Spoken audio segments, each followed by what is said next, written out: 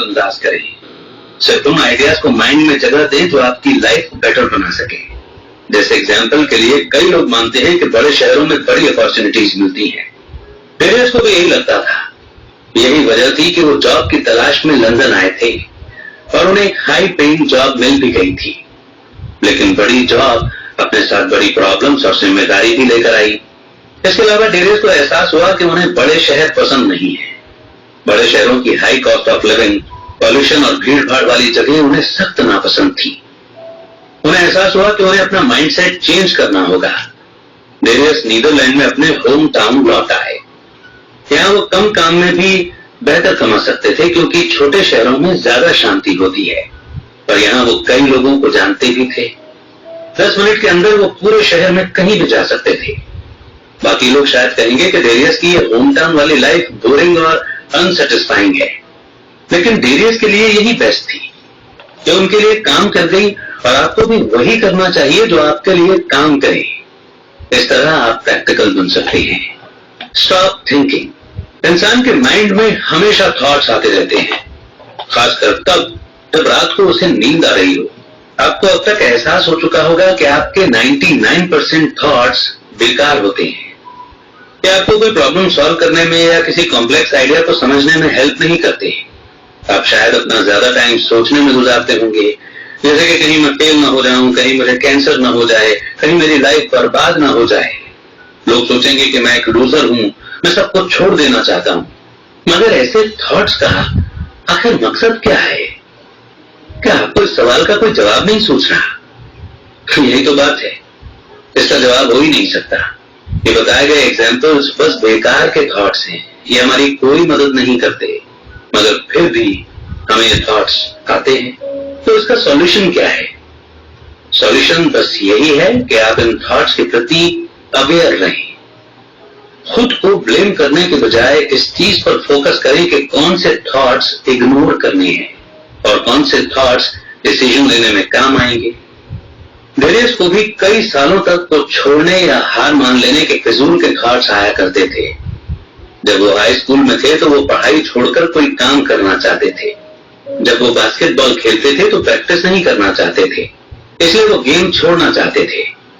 Darius ने अपनी life में कई बार कुछ न कुछ छोड़ने के बारे में सोचा था।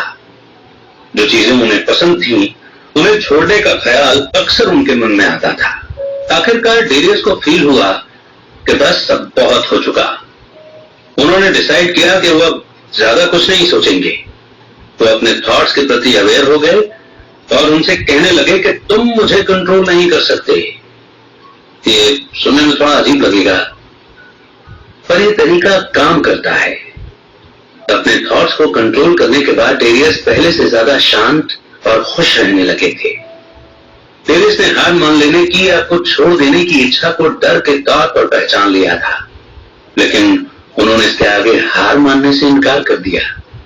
और वो आपको भी ऐसा ही करने के लिए कहते हैं। नेक्स्ट चैप्टर है inside your control versus outside your control. आप काम के और बेकार के थॉट्स के बीच फर्क कैसे करेंगे? तो चलिए हम आपको एक सिंपल सा रूल बताते हैं। काम के थॉट्स उन चीजों के बारे में होते हैं जिन्हें आप कंट्रोल कर सकते हैं। ये रूल ऑटोमेटिकली आपके 99% थॉट्स को रिजेक्ट कर देगा, क्योंकि लाइफ में बहुत कम चीजें हमारे कंट्रोल में होती हैं। एक डायग्राम को इमेजिन कीजिए कि एक बड़ा सर्कल है जो आपकी लाइफ को दिखाता है। इसके अंदर एक और छोटा सा सर्कल है।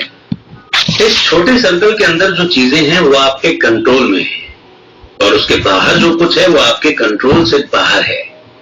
इसलिए हमेशा इस छोटे सर्कल पर फोकस करो। इसमें आपके एक्शन, इच्छाएं और इरादे आते हैं। बेकार के थॉट्स का कोई पर्पस नहीं होता है और वो उन चीजों के बारे में होते हैं जो हमारे कंट्रोल से बाहर होती है, जैसे कि हमारा पास्ट। जब तक आप अपनी गलती से सबक नहीं ले लेते, बार बार पास्ट के बारे में सोचना बेकार होगा। सेम यही चीज फ्यूचर के बारे में सोचकर परेशान होने पर भी अप्लाई होती है। काम के थॉट्स दो टाइप के होते हैं।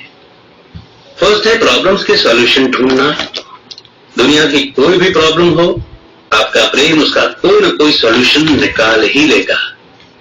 दूसरा है नॉलेज को समझना। आपने जो सीखा है उसे अपने करियर, रिलेशनशिप और लाइफ को इम्प्रूव करने के लिए अप्लाई करो। बस आपको इतना ही करना है, बाकी सारे थॉट्स बेकार हैं। और अपना टाइम और एनर्जी ऐसे थॉट्स पर वेस्ट मत करो। पास्ट या फ्यूचर की टेंशन लेने से कोई फायदा नहीं है। इसीलिए सॉल्यूशन ढूंढने और ज्यादा से ज्यादा नॉलेज हासिल करने पर फोकस करो, बाकी दूसरी चीजों पर ध्यान मत दो। Look at facts. लोग हमेशा चीजें अज्यूम कर लेते हैं, यानी जांचे परखे बिना उसे बस सच मान लेते हैं। अगर कोई आपके मैसेज को रिप्लाई न कर पाए तो आपको लगता है कि उसे आपकी परवाह नहीं है। जब कोई सॉरी बोलता है तो आपको लगता है कि वो झूठी माफी मांग रहा है। कभी आपको सिर दर्द हो जाए तो आपको लगता है कि आपको कोई बड़ी बीमारी हो गई है। मगर ये प्रैक्टिकल नहीं है, क्योंकि ये बस अजम्पशंस हैं और ये फैक्ट्स नहीं है। एजम्पशंस में ओपिनियन, बिलीफ्स, गेस करना और इमेजिनेशन ये सब शामिल है। फैक्ट्स में रिसर्च, एक्सपेरिमेंट और स्टैटिस्टिक्स शामिल है। स्ट्रेट थिंकिंग का मतलब है सारे एजम्पशन को रिजेक्ट करके सिर्फ फैक्ट्स पर फोकस करना। लेकिन फैक्ट्स और सच के बीच एक फर्क है। जैसे एग्जाम्पल के लिए लोग अक्सर पूछते हैं कि क्या भगवान है। साइंटिस्ट इस बात से सहमत नहीं होते क्योंकि उन्होंने इसका कोई प्रूफ नहीं देखा है, लेकिन उनकी राय का आप पर असर नहीं होना चाहिए। हाँ, अगर लेकिन भगवान का हमारे लाइफ पर असर है तो उनका अस्तित्व हमारे लिए सच है, फिर चाहे कोई कुछ भी कहे। जर्मन फिलोसोफर फ्रेडरिक नीत्शे ने एक बार कहा था, कोई फैक्ट्स नहीं होते हैं, इंसान होने के नाते हम सिर्फ रियलिटी के इंटरप्रेशन पर भरोसा कर सकते हैं, क्योंकि हम रियलिटी को एक्यूरेटली कभी कंफर्म ही नहीं कर सकते। मगर इसका मतलब ये नहीं है कि हम जो कुछ भी जानते हैं वो रियलिटी नहीं है और हम बस एक ड्रीम वर्ल्ड में रह रहे हैं। हमें बस ये जानने की जरूरत है कि फैक्ट्स और सच सेम चीज नहीं है।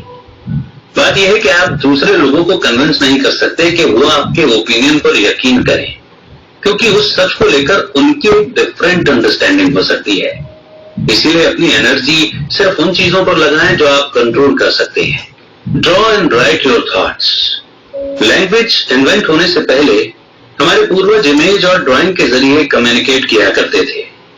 दुनिया के ग्रेटेस्ट थिंकर्स में से एक लियोनार्डो दा विंची अक्सर अपने थॉट्स ड्रॉ किया करते थे। उनकी नोटबुक्स हमेशा स्केचेस और आड़ी तिरछी लकीरों से भरी रहती थी। आप चाहे विंची की तरह स्किल्ड ना भी हों, तो भी आप अपने थॉट्स को ड्रॉ करने का प्रिंसिपल अप्लाई कर सकते हैं। ड्राइंग आपको अपने आइडिया को विजुअलाइज करने में हेल्प करती है, क्योंकि ये आपके माइंड में एकदम क्लियर रहती है।